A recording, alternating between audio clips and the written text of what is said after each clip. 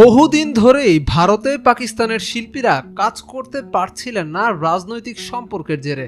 এর মধ্যেও বলিউড থেকে ডাক পড়েছিল পাকিস্তানের জনপ্রিয় শিল্পী আতিফ আসলামের। বলিউড সিনেমায় এর আগেও কাজ করেছিলেন তিনি, তবে কখনোই দক্ষিণী সিনেমায় কাজ না করা আতিফ আসলামের এবার অভিষেক হচ্ছে দক্ষিণী সিনেমায়।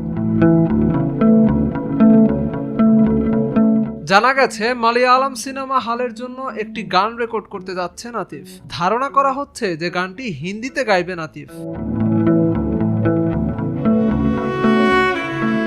সিনেমাটি পরিচালনা করেছেন প্রশান্ত বিজয় কুমার।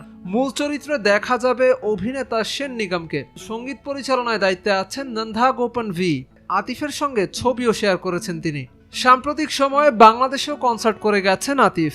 বলিউডের মতো বাংলাদেশেও আছে তার অগণিত ভক্ত শ্রোতা। এর আগে 2016 সালে rhythm for all with Atif Aslam night live in ঢাকায় পারফর্ম করেন আতিফ।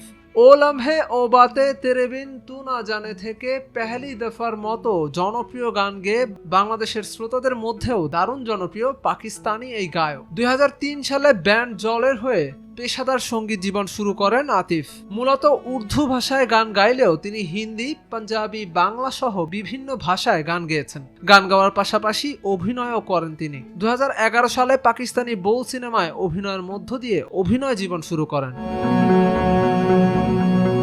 ভারতে পাক শিল্পীদের কাজ করা নিয়ে নানা মত রয়েছে, কেউ এর পক্ষে আবার কেউ বা বিপক্ষে। পুলওয়ামা কাণ্ডের পর থেকেই বলিউড বা ভারতীয় সিনেমায় পাক শিল্পীদের কাজ বন্ধ জারি করা হয়েছিল নিষেধাজ্ঞা।